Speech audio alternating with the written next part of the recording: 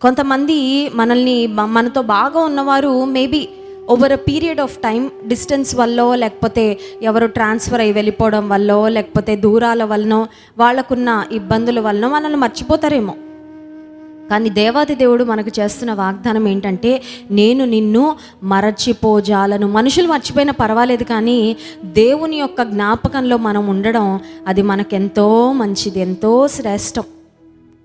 కొన్నిసార్లు మనకు వచ్చే కష్టాల వలన మనకు ఒక భావన కలుగుతుంది, అదేంటంటే దేవుడు నన్ను మర్చిపోయాడా.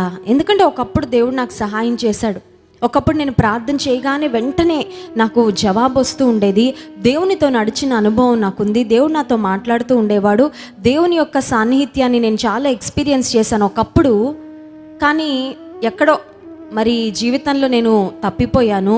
నా ఉద్యోగం వల్ల, నాకున్న బాధ్యతల వలన, నాకున్న పరిస్థితుల వల్ల నేను దేవునితో ఎక్కువ సమయం గడపలేకపోతున్నాను. సో దేవునితో నాకు కొంచెం డిస్టెన్స్ వచ్చేసింది. ఇప్పుడు నాకు ఒక అనుమానం వస్తుంది, అదేంటంటే దేవుడు నన్ను మర్చిపోయాడేమో. అయితే దేవుడి రాత్రికాల సమయంలో నీతో మాట్లాడుతున్నాడు, నీవు నా సేవకుడవై ఉన్నావు, నేను నిన్ను మరచిపోజాలను. హల్లెలూయా.